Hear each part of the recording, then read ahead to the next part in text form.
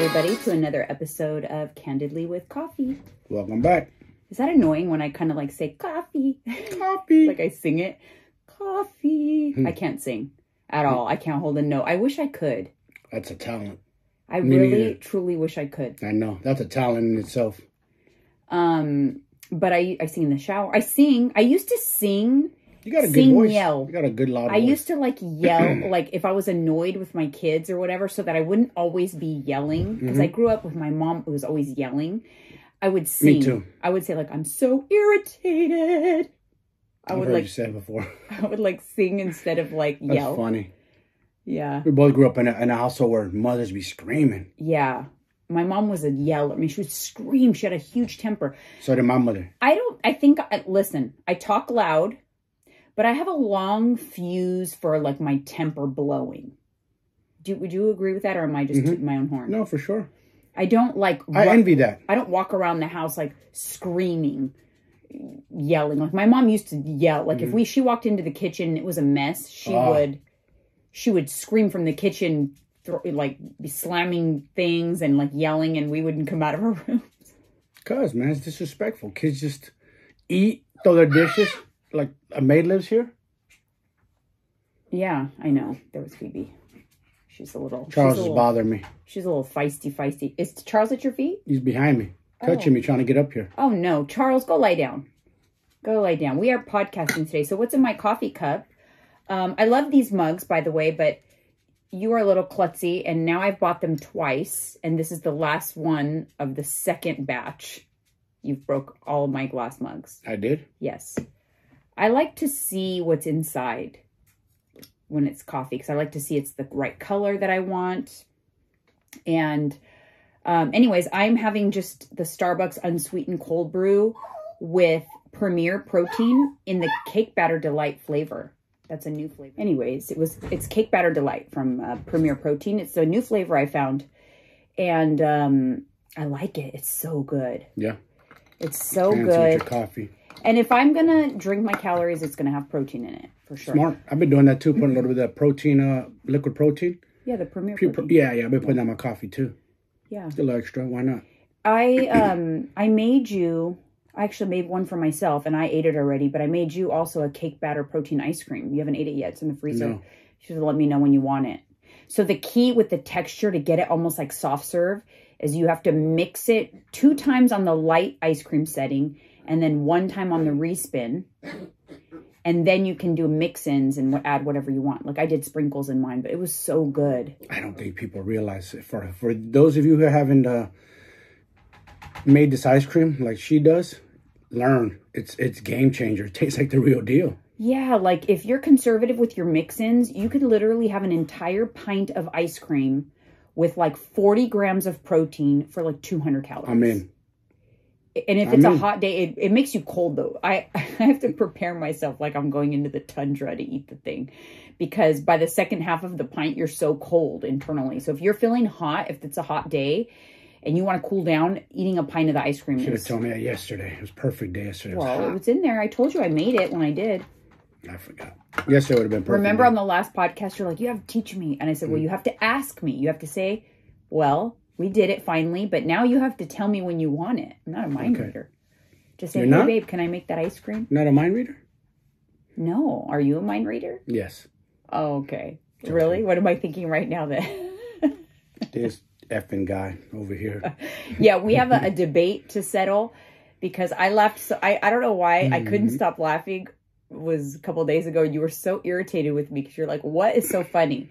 Because you were on a phone call and it triggered memories for me from when we were first dating. So you were on a phone call and I needed you to get off so we could do something. So you were telling the person basically that you were going to call them back. But you said to them, hey, I gotta do this real quick. Keep your phone on. And that's what you told them. Keep your phone on. Okay, bye. And I started laughing so hard and you were so irritated because you used to tell me that when we were dating and we would be talking on the phone and you'd have to go do something and you were going to call me back. So you'd say, hey, keep your phone on. I got to go do this real quick. Instinct. I'm really telling the person to stay near your phone and to get a hold of you and keep talking. I know, but it's funny to me because who turns off their phone? I don't know, people. They're dummies or don't answer. And I used to to think it was People weird. think they're more important than they really are. Like, I'm so busy, I can't get to my... Get out of here. No, you're not. You ain't that special. Stop tooting your own horn. No, but... You're not Joe Rogan of The Rock. I get it, but it's the choice of words. Keep your phone on. And now you think that I'm crazy for thinking that's funny. And I think it's hilarious because who in the hell gets off the phone and turns off their phone? I don't mean that literal. I mean more stay close to your phone. There's some street talk, slang terminology out there that I use that maybe some of you guys don't understand. Okay, but... I asked your son, has he ever said that? He said, yep. Yeah, but here's the thing. You want me to pull him in here as a witness? He probably has said that because would you like me to pull him in here as a witness? 12 years. Would you like me to pull him in here as a witness? No, okay. He would not be very happy about that. There you go. But you I'm just curious. probably... He probably says that because I don't mean it literal, though, man. Not everything I say is literal. There's slang behind it. Sometimes it goes over your head like a... You guys, I used to think it was very strange when we were dating and he would say that. And I would be like, why does he always tell me to keep my phone on? Anyway, so when you said it again recently and I heard you, it just made me... sometimes... I've always had this about me, and it's kind of annoying. Some things just trigger me to laugh where I can't stop laughing. And, like, I just keep laughing. Like the hashtag, Franzo. I can't read it. It's French. You're like, what is this? Okay, so I was looking at his fan favorite Frenchie's Instagram, which he runs that one, by the way. That's me. And he hashtagged one of the pictures with some French Francois. No. My dog. You hashtagged a picture that you posted with a Francois something. And I'm like, what on earth is this hashtag? It just was so funny. I think, what are you doing? You're looking for it? Yeah. I'm going to show you people. Francois. There it is. Franzo Sich Bulldoggy. I can't read French. You guys can read it right there. It's just a hashtag. That's all. Because I see it on other pages. I'm learning from other people. From the pros. Because I want my pictures and videos to go super viral. So I hashtag all the things with millions of hashtag followings. You know, it says how many, so I go after those. Oh my God. But it was funny because I'm like, why are you hashtagging French hashtags on your Instagram? It's all part of the bulldog, babe. He gets so mad when I poke at him sometimes. Sometimes I want to... You see these hands? I want to do it, though. It's so annoying sometimes. I want to put my fist through one of these windows. Stop. You're such a liar. Is that why you have Muay Thai on your No, I'm knuckles? joking. I hit the bags. When I'm angry and pissed off, that's what I do. So if I hear you in the garage hitting the bag, does that mean you're in a bad mood? No. This means I'm working out. Sometimes I'm in the kitchen, I'm like randomly in there folding laundry, and then like I'll hear you hitting the bag. And then you make noise like tuh. Yes. Yeah. You don't breathe in, you breathe out. Is that why you have to make a noise? Yes. Really? Oos, oos, oos, oos, oos. You gotta breathe out. Yeah, oos. However you do it, whatever noise you make. But yes, when you strike, you have to breathe out. Interesting. People, they do this when they tense up and they suck in air. That's how you know they're amateur. You see it in street fights. Guys always, they tense up, drop their hands. Amateurs. Interesting. Keep your hands up. You want to protect. If you get in a fight anybody, at the very minute someone's attacking, just keep your hands right here. That's all you got to do. Just keep them. Your hands in front of your face. That goes for men and women. I'm saying if you're getting attacked, at the very minute, if you don't know how to fight, just... But that's not the instinct. No. The instinct is to wail. The instinct's drop your hands. For men, drop your hands. Chest puffing. Hands down here. Amateur hour. See it a mile away like this guy's just chest puffing. He don't know how to fight. He's more bark than bite. Speaking of chest puffing, it reminded me of the Warriors because of the thing with Draymond Green and Jordan Poole. I watched the ring ceremony. Oh, yeah, what'd you think? It was beautiful. Good. I got emotional. And of course, that's our team. I love it. What is it always? It's something beautiful about mothers where players will always thank their mothers. Always. I just love that. I hope that I'm the kind of mother that, like, if my kids accomplish something amazing, that they want to thank me or whatever for it. Well, you raised them, so of course. Obviously, they're doing good in life. Like, that's like goals, is to be that kind of mom. Yeah. To just be supportive. You notice all the professional male athletes, all of them, every single one of them, the first thing they do when they come into money, majority of them is they buy their mama a house, a beautiful house, paid for and everything. Yeah. I love that. Yeah. It's like this mother raised them, sacrificed her time, her gas, her whatever the case, taking them to practices to whatever to accomplish that goal. And then when they make it, they're like, we made it, mama. Not I made it, but we made it. Why do you think it's more moms than fathers? why? Because there are some people that have good fathers, but still, I feel like there's that just the connection to think they're mom. I don't know. It's the mother figure. The connection, the umbilical cord connection. It has to be. There has to be something there. It is. I'm not gonna lie. I love my father. Love him to death. Love my mother, but something that was more of a, for sure. I don't know. We're more, I don't know. It's more instinct, I guess. Because we come out of your guys' womb. It's a different connection. We're living inside your body, growing inside you guys' bodies. But you hear that, I think you do hear that more with men or male athletes and stuff think they're moms. And I wonder, but what about women? Like, do they think they're dads more? Do like women tend to gravitate towards the dads? I don't know. That is a good question. I don't pay attention because I don't really watch like so I don't know professional women's basketball or any women's sports like that. Have you ever heard like a woman fighter think her? Yeah, because a lot of the, a lot of female fighters, pretty cool that a lot of them have fathers who are fighters, so that's who they get taught by, their fathers. And you do hear them think, okay, yes. So that's interesting. I wonder if there's something to that. And why is it little girls' first love as a man is their father? Yeah, their first always. And same thing as a boy, our mother, and same thing. Think about it. Boys will step in front of a bullet for their mothers, not thinking twice. Boys, little boys, they're just protective. You just feel so protected with your dad. I told you, like I have such strong memories of when I would have bad dreams at night. I would get out of my bed, walk over to my dad's side, and he would feel me there, or I would just tap him. I wouldn't even have to do much, and he would just open up the blankets, and I would just curl up inside, like right by his stomach, and curl into a little ball. And I never felt so safe in my life. Yeah, there is such a safety, especially when you're petrified after a nightmare. Notice that little girls always take to their fathers, the strong male figure. Yeah, like I never went to my mom's side. I always went to my dad's side. And he never said, go back to bed or never. He just like let me curl up inside with him. Yeah, and I think instinctually kids do know out of the two who's the stronger parent. Gravitate to the father for protection. Yeah. I think that's like animal instinct. Like that comes from like animals. You know, like the father's the protector. Think about the lines, right? The provider, the protector, right? The male lion, the female hunts. The male lion eats. But part of the male lion is to reproduce and to protect his tribe. Because you're going to get the young lion that's going to want to kill his cubs and take over the tribe. It's vicious out there. And then the mother protects her. She protects her cubs like nothing else. This is so off topic, but my brother he's like Dr. Dolittle. He's always like trying to rescue animals and stuff. It's like to a fault. It's my oldest brother. And he found a kitten that was, by itself outside, eyes closed, roaming on the sidewalk, like a tiny little kitten. And so he took it to a rescue or whatever. He fed it, kept it safe overnight, and then took it to a rescue. But I told him, though, for going forward, when that happens, don't take the kitten right away. Watch it from afar for like an hour to make sure it's that the mom doesn't come back for it. Mm-hmm. Because sometimes they get separated from the pack, but the mom will get her other kitten situated in a safe place and she will come back for it. Yes. And so especially like these strays, these they live in the wild. We have a lot of cats around here because there's like a creek and everything. They know how to survive. They do. And the moms know how to take care of their kittens. And you're not supposed to mess with a kitten. If you see a kitten with its eyes closed, that means it's just barely born. Man. And if they're alone for over an hour, then you can assume maybe something happened to the mother or something's wrong.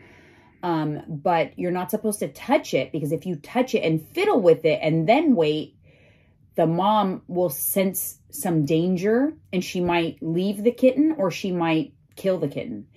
But if you just leave it alone, like 9 times out of 10, as long as she's not injured or something like that, she will come back for her kitten.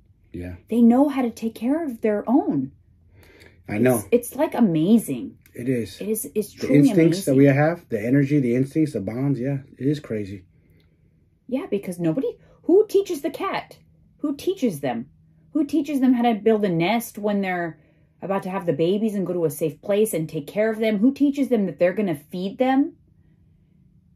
Like, I know. It's all instinct, right? It's kind of like a miracle. Like nature is just like a miracle. That's why nature, we have to protect it.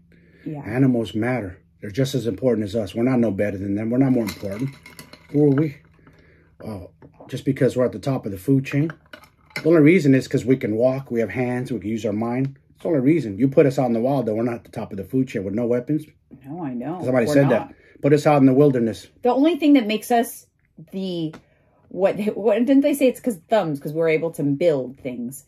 We created guns, spears. Weapons are what separate us. Because, like, come on, we can't win against most of the animals in the jungle alone. Not even close. We're screwed. Not even close. We get annihilated. Bears, mountain lions. That's just here in California that'll get you. You go to Africa, all those wild animals that'll get you out there. Yeah. Lions, tigers, whatever, panthers, whatever else exists out there. Now, throw us into the ocean. Now you got a whole new plethora of problems. Oh, yeah, we're screwed. The #1 predator. Because even though sharks are not the #1, honestly, killer whales will kill a shark. Yeah. That's their enemy. Destroy them. But they don't really attack humans, killer whales. Sharks really are. Oh, yeah, so that's come true. After us. It's so interesting. All of it is just crazy to me. And that's why, like, look, I love animals, and then I don't want people to say, oh, you're such a hypocrite because you're not a vegan. I'm not a vegan. I'm not going to lie and say I'm a vegan. Me neither. I applaud people who can, for sheerly the love of animals, who live a lifestyle that avoids animal products. I think that's amazing. Yes, I do. I think for sure. I think they're amazing. That is whatever their devotion to that is something that I envy. Yeah. Like, I think that's amazing. I purposely sometimes, ignorance is bliss, and not saying that that's the right thing to do, but I hate watching like if I have a few vegans that I follow on Instagram, and they'll post things like about the slaughterhouses and things like that. And it just rips my heart out, and I hate watching it. I hate seeing it. And not to say that that's right, but it's like, I don't want to watch the documentaries that are going to change my mind. I don't want to do any of those things. But you know what? I can tell you, never say never. I don't say I will never become a vegan. I can't say that, because it's possible that at some point in my life I might try it. What I try to do right now is reduce my impact on certain things that I can easily avoid. Like, I can easily avoid eating pork, so I don't eat pork anymore. Because it's not that difficult. I just can, I love bacon and stuff, but I easily can avoid pork. Like, even when I made my breakfast sandwiches recently with sausage patties, they were turkey sausage patties. Yeah. Because I think that when you're making a move, or when you in that direction, sometimes it's better to do it slowly. Make small adjustments and see how you do. I don't know if I'd ever be able to give up animal products as a whole, though, like milk and cheese. Like, I don't know. Yeah. But never say never. Never say never. Never say never. I don't want to talk shit right now and say never, and then someone bring this podcast up when I'm like hardcore vegan it out in 5 years or something like that. Yeah. I don't know. You can never say never. Because a lot of times I said never, and nope. Imagine if I had like a chef, like a vegan chef that can make me amazing food. Because let me tell you, if you have never been to a vegan restaurant, they are absolute magicians at vegan restaurants. Blow your mind away. Below your mind. Crossroads is the Travis Barker restaurant that we went to. Off Melrose. Absolutely A++. Yes. And then Casa Madres? No, Gracias Madre. Gracias Madre. And there's one in LA, and there's also one in San Francisco. Jennifer Aniston goes to, you wanted to go to. We never went, remember? Another vegan spot? Yeah, I think you were telling me about it. I don't remember the name of it. Me neither. But there's a place that's in San Francisco, and then it's also in LA. It's Gracias Madre. They also have amazing cocktails, and they have CBD infused drinks. They might even have THC infused drinks now. Say it again? They might even have THC infused drinks. Damn, yeah. But they do have CBD or cannabis drinks for sure. That's interesting. I never had as much. I'm a weed smoker, but I never had any infused drinks with cannabis. With THC. You did have the cannabis with the CBD cannabis. Yeah, but now I'm curious. Is there alcohol mixed with THC in there? I don't know. What I've just heard. And that hit you quick. I'm not a fan of edibles and things like that, because I have not responded to them well. They're legal here in California. But every time I've tried them, it has not been a good experience for me. Yeah. So I'm reluctant to do it again. I may be thinking like I've heard like microdosing THC. Microdosing THC, I think, is federally legal. Federally legal? Yeah, like microdosing THC, because I'm now hearing it advertised on podcasts and podcast advertisers and things like that. It's like it would have to be federally legal, I think. Wow. Can we advertise it? Huh?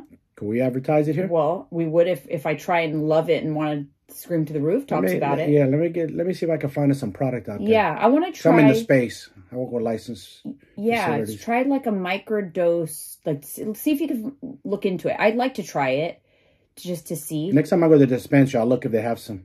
Yeah, the micro. Yeah, micro. I love shrooms. Microdosing shrooms. Yeah. Is it legal here? Gray area. Oakland and Santa Cruz it is. It's decriminalized. You can have something legalized based on cities instead of like statewide. It's weird, babe. County to county. Oh, that's interesting. I don't know. Oakland and Santa Cruz 100%. They sell it. There's dispensaries. Only 2 cities I know. Even microdose, because you know that there's so many studies on like mental health active studies going on. Actually, there is a study going on in San Francisco. I wouldn't mind being part of one of those studies just because of what I've been mental health, like for with psilocybin. Psilocybin is what it is. There are studies. You could probably look it up on the internet and apply to participate in studies. I think it's cool, to see. So you know what's crazy about it? Like, it's like when it wakes you up, and listen, I'll be honest, I've done drugs, ecstasy and Molly, and that kind of high is like, bing, you're different kind of high. Molly, it's like it makes you alert. Molly? I'm sorry. You missed psilocybin makes you alert. Microdosing shrooms, it's a trip the way it just wakes your brain up. It doesn't get you all wired up like other stimulants. Well, the key with microdosing anything is that it's not for a high. It's not for entertainment. It's not for negative. It's not a party drug or anything like that. It is, other than like pharmaceuticals. I actually saw this TikTok. Speaking of pharmaceuticals, I saw this TikTok of a girl who she's having a mental health struggle. And she needed a mood stabilizer drug prescribed. She doesn't have insurance, so she's a cash pay. And the doctor prescribed her something that could help her. She was already taking like an SSRI and like an anti-anxiety. She needed a mood stabilizer for her mental health condition.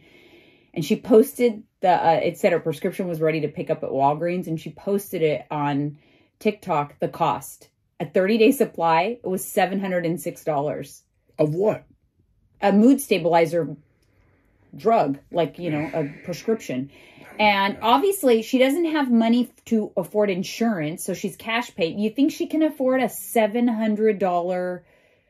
Golly. I don't understand. They're not here to help us no more. I'm just going to go out and say. It's just crazy. Like, that's insane. It's crazy. That's a bill. That's food. Like, who has... It's crazy. Medication's expensive. I know that your sister has expensive medications that she has to take. Like, expensive medications are so expensive.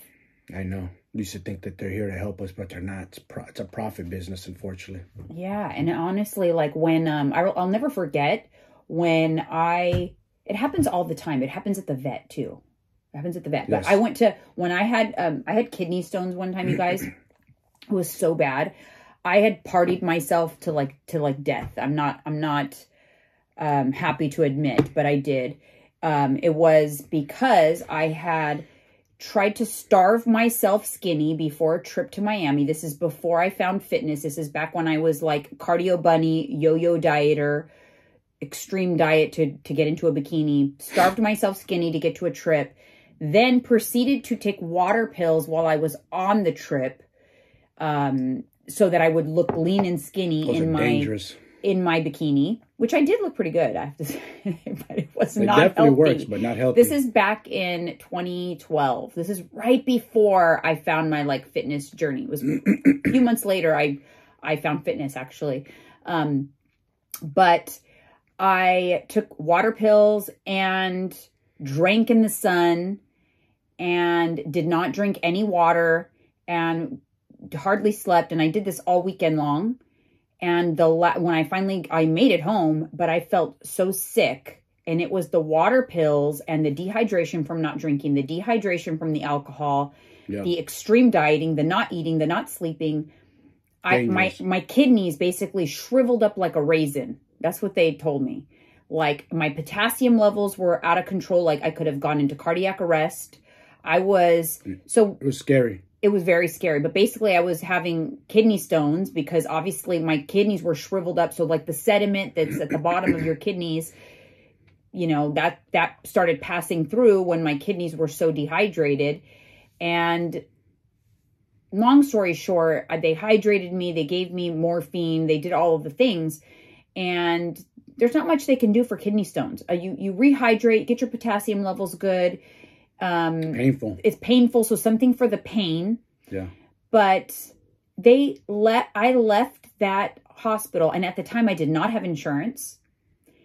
And you went to pick up my prescriptions and it was $500.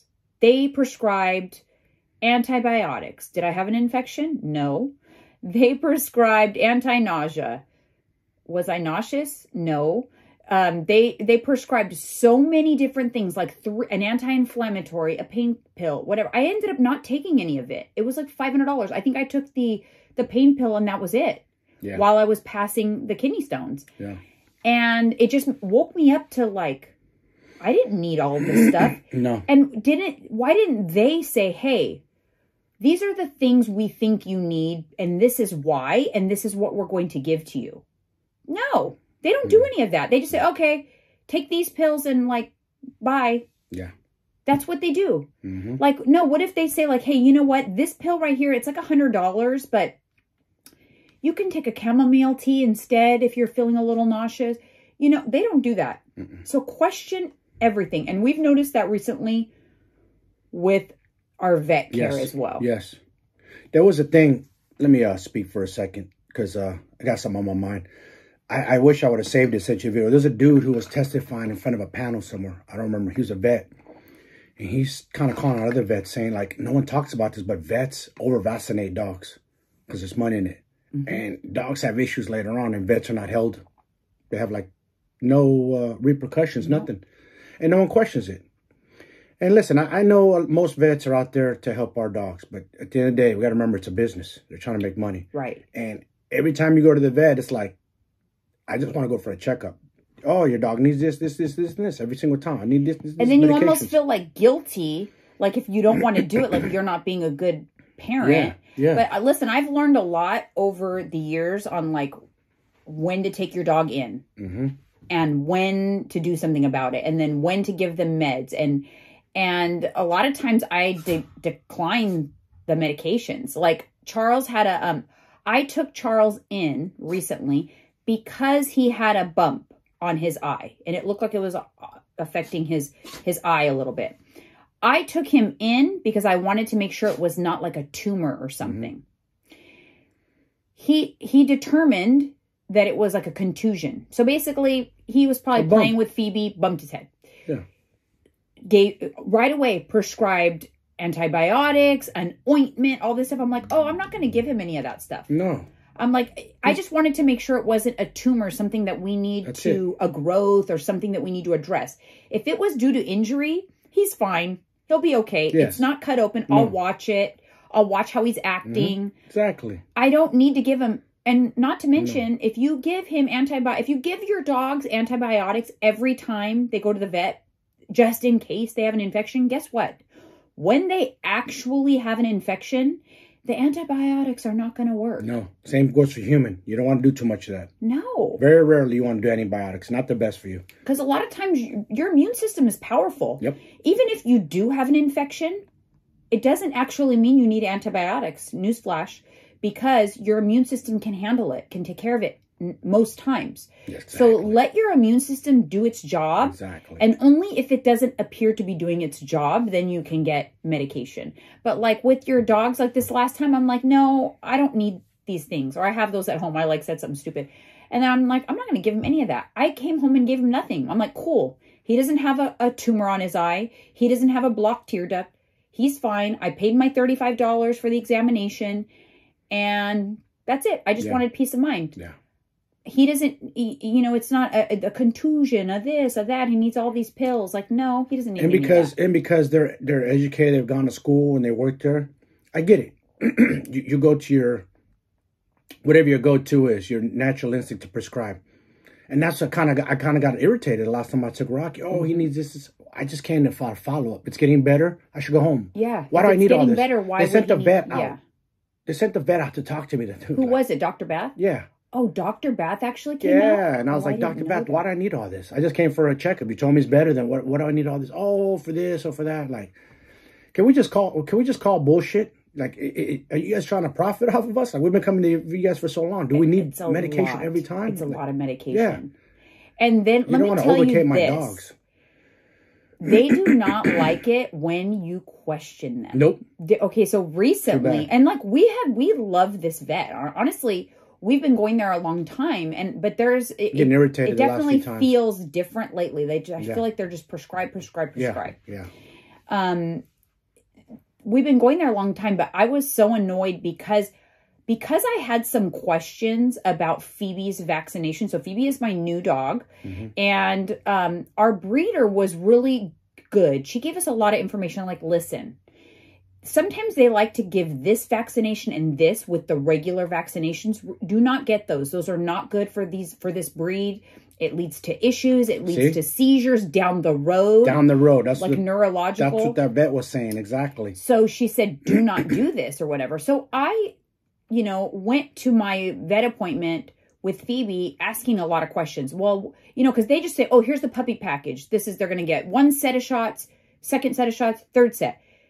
They don't give you details. They didn't want to tell me what's in. Okay, that's great. But what's in each set? And as soon as I asked questions, a younger vet came out and she had such a bad attitude. Oh, yes, she did. Like we're questioning them. Like, yeah. And let me tell you guys, I was very polite and not rude at all. She came out hot.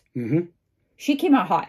And I had to go I had to get a little heated for the first time in a long time. Like I said, I have a long fuse. I love this saying, fuck around and find out. But excuse my that's French. basically I was kind of hold my earrings kind of thing, right? Who you talking to? I was yeah. Hey, you need to chill. Yeah. And that was my exact, exactly. I rolled my window down because they came out of the car. That, and I was like, why are you coming? Is that my imagination or you're coming out with an attitude? Yeah. I'm just asking questions. Yep. I'm actually not, it's not about paying. I will pay the full price of what you want, the $250.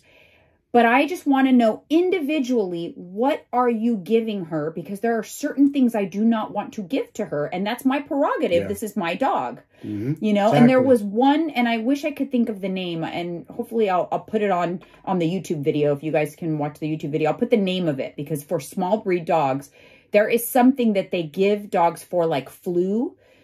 It's kind of like a flu vaccine for dogs that small breeds do not handle it well. It causes issues.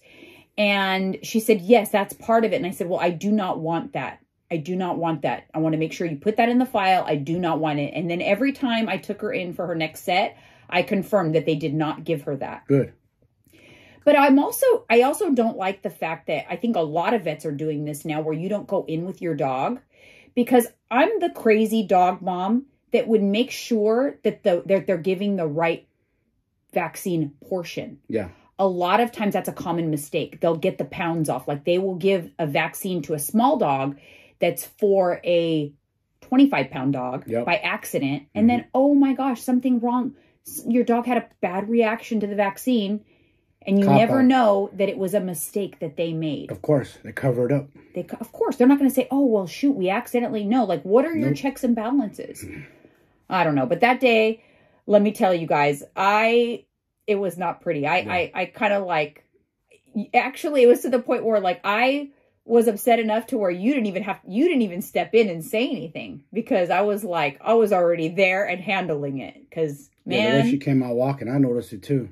And then when I said that to her, she was very and I stayed calm though, because there is power in remaining calm. Yeah, there is. Let me tell you, I was calm, and I feel like I may have intimidated the shit out of this chick, because she was stuttering by the end of the conversation. And listen, them white coats mean nothing to me. I don't care if you're a doctor, you got PhDs, the galore, it means nothing to me. I don't bow down because you come out with a lab coat. I'm going to ask questions. If you got a problem with that, and it's a man, we can do the man dance if you want to go there. Well, I just feel like doctors... These are our dogs. We're spending good money. Yeah. We spend good money. These are our babies. We raise them. But these vets come out thinking like, high and mighty with my white light. Get out of here with that. That doesn't do nothing. Just remember, you guys, you are in charge. Yes. And this goes for like your health Your health too. Question everything. Question everything. You don't need $100 Tylenol for your headache. Get out of here with that. It just, again, when I went to the hospital for my leg, remember they tried to give me all this, and that. Oh, they did. And again, they don't sit you down and say, hey, we want to run these tests. This is how much they cost. And here's the most important question. And I remember this. I actually heard this on another podcast from a doctor that said, this is the question that you ask when they want to run tests from your vet, from your doctor. And I recently used this, by the way, and I'll explain. They said, you always want to ask, is the outcome of these tests going to impact my treatment plan? If the answer is no, then do not do the test. Period. Mm-hmm. So like I'm dealing right now, I'm dealing with that with my dad. The doctor's like, oh, well, maybe we should do this test first. We should do this test and then we'll get started on this treatment. And doing that test that he wanted to was going to delay treatment by 6 more weeks. Mm. And so I thought of that question. And at first I said, okay, I'll schedule it. Then it bothered me like all night. And the next day I called the doctor's office and I said, hey, it's going to take 6 weeks for that test, but do the results of that test impact the treatment plan? And the answer was no. So why? So I'm like, so can we not take the test? And he's like, well, yeah, it's really not that necessary. I guess, no, you don't have to take. And I'm like, and if we don't take the test, doesn't that mean we start treatment 6 weeks earlier? Well, yeah, it does. Yeah, we can start. Okay, then we're not going to take the test. And it was like, if I hadn't have asked that question, we wouldn't be, we'd be taking the damn test. Yeah. And it's kind of like, you have to have an advocate, let me tell you, because my dad doesn't know. And, he's going through some health issues and, I'll probably be able to share more, as this journey continues. And I always, when it comes to like other people, when I share their business, I get approval before I can talk about it. But he's pretty open about things. Mm-hmm. But I haven't specifically discussed with him talking about the latest and greatest information. But he does watch the podcast, by the way. Does he? Yeah, he watches it. Isn't that cute? You know what's on my mind before I forget too? Is who was it? I was talking to somebody who was big in the medical industry. No, I'm sorry, not talking. Listening to a podcast. I think it was my boy Joe Rogan, my favorite podcaster, other than us. Oh, and he has somebody on there, and the guy has he broke it down. Ways to Wells is his business. Basically, he says you have to ask these doctors to take a full blood panel. A lot of times they don't. They just want to look. They concentrate on the bad things, but they don't concentrate on the positives to try to fix you. Because I hate to say it, it's not big pharma. It's not the hospitals. It's big insurance that runs everything. Right. They're the big dog. Big insurance. Mm-hmm. Big dog. I forget one company like Aetna, one of those big ones. Mm-hmm. 500 billion they made. Like, really? Right. We're just cattle now. That's what I look at it. Like, we're just cattle and sheep. So what do you always say? Control what you can control. Control your health. Mm-hmm. Do what you can. If not, you're going to make those guys richer. And you got to remember the first thing that they've been taught this way. So it's not necessarily, I'm not trying to dog them out, but that's how you're taught. You're taught to diagnose and prescribe. That's it. Diagnose and prescribe. Exercise so they always and eat want to they want to look for things, and then they want to prescribe treatments and tests and medication to affect those things. But they never really start with, unless you have a really good, like more new age modern doctors, with lifestyle medicine first, because there are so many things that just changing your lifestyle are going to fix without you getting on a ton of medications or doing all these special protocols. If you're not already doing, everybody who has any health concerns at all, you have any health concerns, if you are not already doing lifestyle medicine for yourself, meaning eating a healthy, balanced diet, getting your vitamin D, getting your exercise, doing those things, you're skipping the most important thing because you're trying to get a quick fix with some prescription that's going to help you out.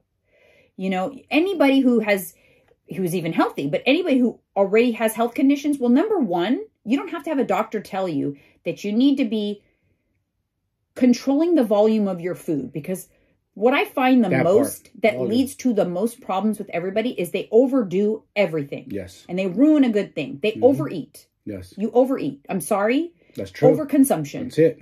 Everything. Overconsumption of alcohol. Overconsumption of treats and desserts and food in general. You overconsume and you have it in your head that you don't. Most people, if I had a nickel for every time someone told me, but I don't really eat that much. Well, clearly you are. Sorry. You are. You just don't think you are. I promise you. If I have a cheat day where I do not monitor my volume, it is not difficult for me to eat 5,000 calories in one day. And I'm 120 pounds, 5'3". I can put down 5,000 calories on a cheat day. Okay.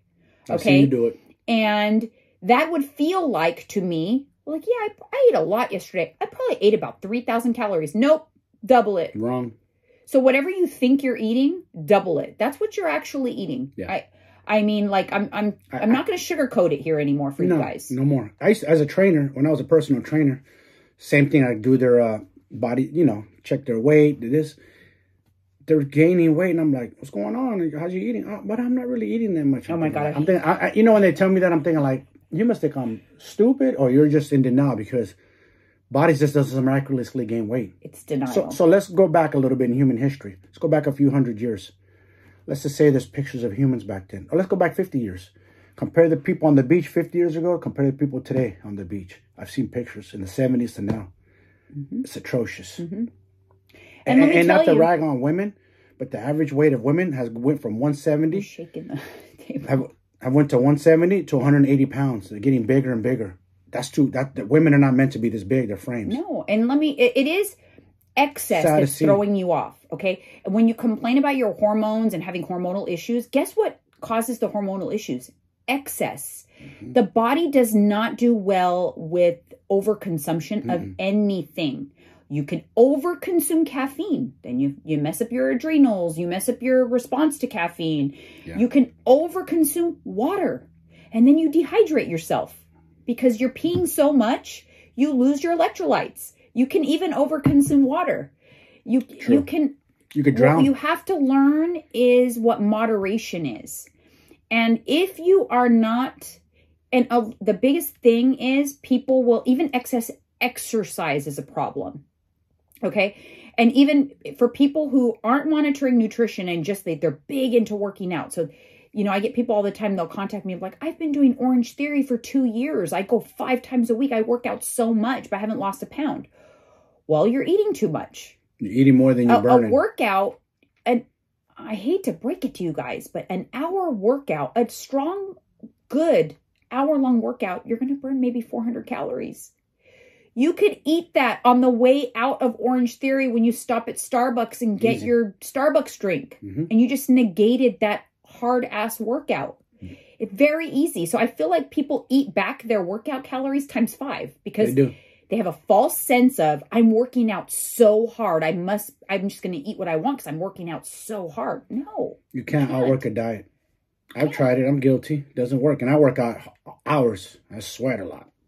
And I'm doing Muay Thai, hitting bags hard. I'm drenched, like dripping. So if you're like worried about, like it's excess that's giving you your health problems in most cases, excess of anything. You have to just learn.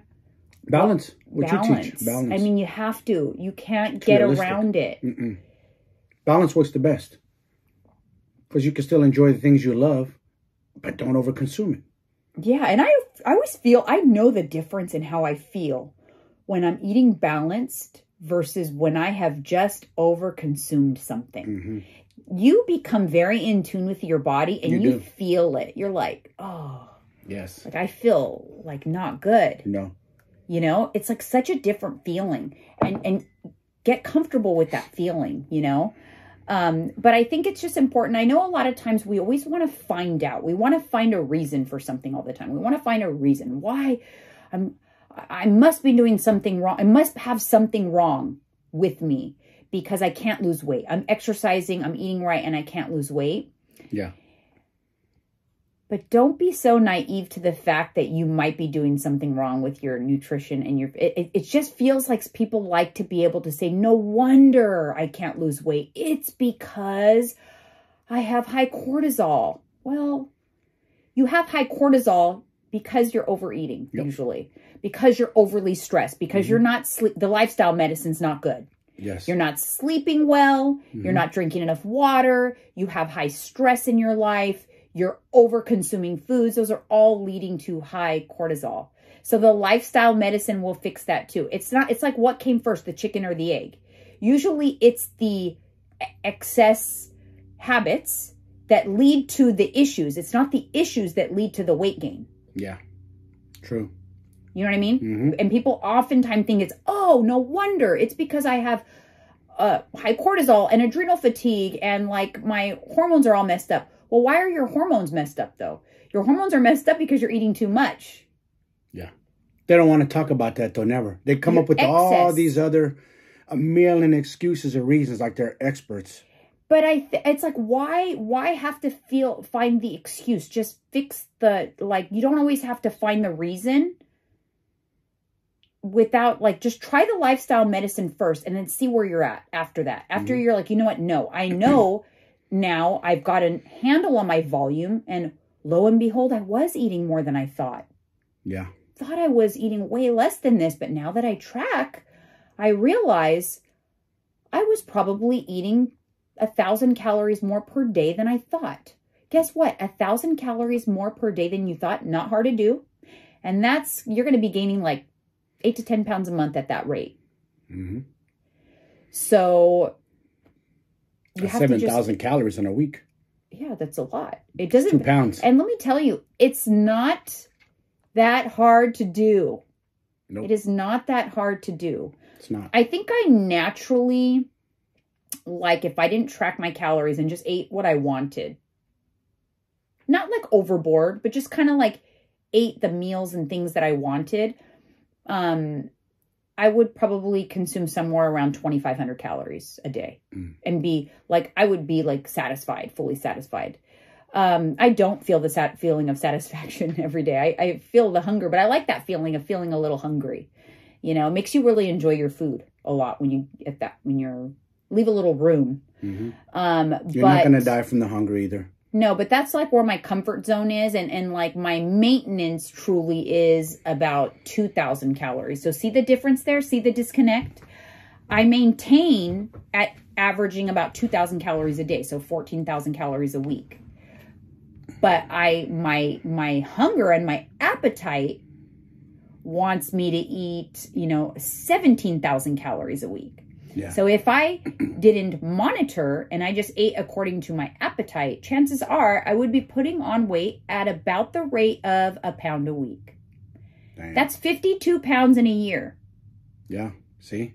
That's very gradual. And that's not binging. That's not eating like a maniac. That's still eating all the healthy things. My avocado toast and an acai bowl and fruit and, chicken and all these perceived healthy things, right? But you can get fat eating a healthy diet. I mean, let's call a spade a spade. People don't think that, though. Eating healthy and maintaining weight or losing weight are not the same thing. They're absolutely not. Still calories in, calories out, right? Nobody's debunked that? Nobody has debunked that. Calories in, calories out. As much as people want to debunk it. Listen, the fact is, the matter is, when I'm chunky or when I'm chunkier, it has never been for any other reason other than I am eating more than normal. Yes. And moving less than normal. Yep. There's no other... Listen, I'm a perimenopausal 46-year-old, mother of 2 adults. My hormones are kind of getting funky. They're starting to get funky. My periods are not regular. I'm definitely in perimenopause. Doesn't change the fact that if I stick to my average 2,000 calories a day or 14,000 calories a week, I don't gain any weight. I start veering in the one direction, having heavier weekends or whatever. I start feeling fluffy. I pull back a little bit the next week. It comes off. My hormones aren't changing that. Nothing is changing that. My perimenopause isn't changing that. So every time I have been chunky, it's because I eat too much. Period. End of story. Yeah. Every no time other I've reason. been, Not your hormones. No. Not your thyroid. No. Like when I got pregnant and I gained 100 pounds, I ate like I gained 100 pounds. Like I ate, I can't even tell you, astronomical amounts of food. I don't know what got into me when I was pregnant. I could not control my appetite whatsoever. And I ate out of control. And I think that I caused like permanent appetite damage by doing that. Eating exorbitant amounts of food for a long period of time permanently affected the fact that my appetite is just very large and always just very large. I say comfortably I can eat 2,500 calories, but honestly, I could and have had those 5,000 calorie days. I remember when I first met you, you told me like I could put down a pizza if I wanted to, a large or something. I was like, yeah, right, because you were skinny, you were real thin. Yeah. And then one day I think we talked about this after like a party in San Francisco. We went to go eat burritos. This is the first time I ever took you there. And you chowed it faster than me. You put it down. Yeah, I did. Like, damn, I can eat. I can eat. That's for sure. You got a man's appetite. Yeah. Yep. So, you know, I don't know. I just feel like people want to find other reasons, which it's fine to do some, know your body and like figure out what's going on with it. But there's still not like a direct connection. All of the connections with hormones and weight gain are indirect. Just please remember that. If you find out, oh my gosh, I have high cortisol, that's why I'm gaining weight. You're not gaining fat because you just have high cortisol. What could be happening with high cortisol is you could be getting hungrier. It causes cravings. It causes like sugar cravings. It also causes like, it could mess with your body composition. Because during periods of really high cortisol, for extended periods of time, your body is not as likely to preserve muscle. It's more likely to to use muscle for energy, and then you retain more fat on your body and you lose muscle. It could also cause like inflammation in the belly, and like you're like you feel fluffy in the belly. So it could cause those things, but it's not a direct impact. So, you know, if you have something like high cortisol, it doesn't change the fact that healthy lifestyle is still your friend. A balanced meal plan, monitoring your food volume, because that's most of the times the issue. Moving your body, but if you have high cortisol, you don't want as rigorous of exercise. You want to do something more like walking as your exercise, something lower impact, because if you have elevated cortisol, workouts actually elevate your cortisol more. So you got to work on things, work on managing stress in your life. That's really what the issue is. Usually you have a very stressful life. If you have a very stressful life, it makes it harder to lose weight. You're not sleeping well. You got cravings. You got high cortisol. But just remember that when you figure out these things, you're working with your doctor or whatever, there is still no replacement for a healthy lifestyle. It's just that you got your healthy lifestyle, you got your moderation on point, then you can layer in different things depending on what you're dealing with. If you are in menopause and your hormones are completely out of whack, maybe a hormone replacement therapy for men and women. It's funny because it's called menopause, men, but it's actually a woman thing. Because I feel like men go through menopause. Let's call it menopause. Men have menopause too. Where something hit me in my 40s. I don't know what the hell. Maybe their testosterone is messed up and it causes low moods and low energy and low sex drive and things like that. But they have hormone replacement therapy for men too. So you can get your hormones checked out. But again, it still is, it's an additive to your healthy lifestyle. It is not in lieu of a healthy lifestyle.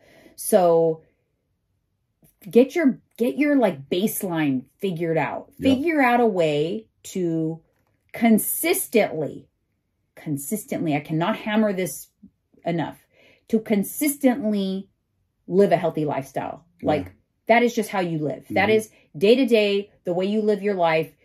It's not a temporary thing. Consistently move your body, sleep well, drink water, and be on top of your food volume. I feel like it's become taboo to say that. Like, oh my God, eating disorders if you're tracking meticulously. I didn't say track meticulously, but what I did say is stop being in freaking denial about how much you're eating. Exactly. Film yourself. Film every meal. And then look at the end of the day and see what you think you've eaten. Yeah. Like I was talking to my clients in coaches chat yesterday, and I said, like, if there's something that you love, that you know, you go to your pantry every day and you grab a couple. Like for me, it's like I love my candy apple pretzels. So I'll go and grab one or two. And I noticed that I was doing that. I was like, this is not good. Because these are good, but I'm grabbing one or two. By the end of the day, I'm probably having like 2 to 3 servings of these pretzels. They're 150 calories a serving. Oh, wow. So if you are now suddenly not tracking it because it is a snack that you're just picking at once or twice, but it's now 450 calories because you grab a couple every time you see them, that's a lot of volume of food that you're eating that you're not accounting for mentally. Yeah. You're not even thinking about it when you think like, I hardly eat. You're not thinking about the pretzels that you eat. Grab a little container, measure out 1 serving, put it on your desk, go ahead and snack on the pretzels. But when that container is empty, that's a serving. No more. No more. Those are the kind of things you need to be aware of. And you need to stop pretending and stop ignoring and stop thinking they don't count because it's a little here and a little there. That's the problem. So for the people that think, I don't really eat that much. If you're not losing weight, I don't care if you don't think that you don't eat that much. The fact is you eat enough to the point where you're not losing weight. Or if you're gaining weight, you're eating more than you need to survive and your body is storing it as fat. Period. End of story. The law of thermodynamics. That's what's happening. Google it. So, you don't believe us? Calories in, calories out. Yeah, I mean... There's no magic pill you're going to take. It's going to eat all your fat away either. All that's fake news out there. No. There's no pill yet on the market that helps you lose weight faster by speeding up your metabolism. There are like a lot of diabetes medications that they're now prescribing. You guys, you have to get a shot, and it's expensive if your insurance doesn't cover it. But it's appetite control. It is for diabetics, but now it's been approved for weight loss. And it basically is to help you control your appetite. And yes, you have to be obese for a reputable doctor to prescribe this because he should not be prescribed. Like if a doctor were to prescribe it to me, they should have their license taken away. Yes. I do not need a shot to lose weight. But I'm sure there's going to be clinics popping up. It's very expensive. Of course. But it's going to help you with appetite control, but it's not going to help you once you stop taking the medication. Isn't it crazy? Like we've invented and created so much things in life, like medications that can save your life.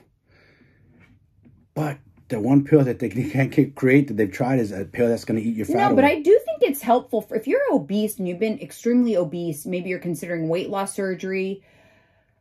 I think it could be very helpful. It's great that there's medications that are FDA approved for weight loss, but unfortunately, I think they're going to be abused. Yes. And they're going to be given to people who shouldn't be taking them. Yep. Again, it's not a pill, it's an injection. And it's very expensive. And if you do not learn the fundamentals of your food volume and the types of things you should be eating and exercising and all of those things, when you stop the medication, you will gain all of the weight back. It's the same reason why weight loss surgery, if you don't learn the fundamentals of why you became obese to begin with, you will eventually eat your stomach back to stretching out and gaining your weight back. So it's still no substitute for that healthy lifestyle work that you have to do. That's what I teach my clients. It's how to live a normal life with families, with errands, with, soccer weekends and shuffling kids around and all of those. I try to teach my clients how to live a normal life and still have a healthy weight, still be a healthy weight, still enjoy life, but have a healthy lifestyle. So they don't get to that situation where they're needing an injection to get to the point where, they're not in danger. Yeah. Because these injections really are given for people because they're really starting to accept and talk about how obesity is like one of the leading causes of death, because is the leading cause of many, many diseases. So they're trying to treat the obesity to prevent the diseases. Mm-hmm. And I think it's good. I think it's a good thing. I can't never become obese. If I become obese, I become diabetic. It runs in my family, automatic. My mother and her 5 sisters were all diabetics, and her grandfather. Yeah. And so I think it's a good thing. I don't think it's negative. I think it's a good thing. I unfortunately think that people will abuse it, use it as a crutch. Quick fix. Yeah, and the scary thing is with medications that really inhibit your appetite, you become less likely to eat the nutritious things that you need to have a healthy body while you're losing weight, to have the energy to exercise while you're losing weight, because you don't have a great appetite. Yeah. So the things that you want to eat are going to be the more highly palatable things. Yes, you might eat less calories, overall lose weight, but in the end, is the weight loss going to be a healthy weight loss? That's to be seen. I don't really know a whole lot about it, but there are some stuff on the market, and I'm starting to see a lot more stuff about it. So more on that as I learn more. Mm-hmm. But I'm not necessarily against it. I think it could be great if it's done correctly, and you still learn the basics, guys, because you can't escape knowing the basics of living like a healthy lifestyle and controlling your food volume and being aware of what it is. Yep. Because excess is the root of all evil. Everything. Right? If you have a drink or two, you're good. Yeah. You start going 3+, 4, you cross that line. Next day, you're going to... Right? Your body's going to let you know. Even like Advil, right? Advil's so good. Like, it's an anti-inflammatory, good pain reliever over the counter. If you take too much Advil, you mess up your gut lining. Mm-hmm. You thin your blood. Like, you do so many things. It could really, like, wreak havoc. You can have internal bleeding from taking too much Advil. Crazy. It is an over-the-counter medication. Works well, but abuse it, and you will deal with the ramifications of that. But you know what's crazy is humans didn't have all this couple 200, 300, 400, 500 years ago. How the hell did we get to this point? Like, survive? How did people survive back then? I wonder that. There was no medications. Wasn't none of this. They made things. They made medications out of nature. Different remedies, huh? Yeah. Yeah. Don't you know? Like I know Alyssa's boyfriend's family's Vietnamese, so he has a lot of like old wives' tale of course medications, or they use ginger for like settling your stomach, or mint, and it works. And then my dad, you know, he has all kinds of like he does things with olive oil for like a rash. You like heat up olive oil and you put it on a rash and it clears up rash or eczema. So like those types of things, they used nature. That's what saying it. It's prescribe, inject, prescribe. Anyways, guys, thank you so much for being with us on this Friday. Hopefully this wasn't too heavy. You know, we never really know what we're going to talk about sometimes. We just kind of get on, and apparently we always have a lot to say. Always. I don't know. So hopefully you guys enjoy having coffee with us. And stay tuned, because we will be back on Monday with another episode. Thank you so much, guys. And have a great weekend.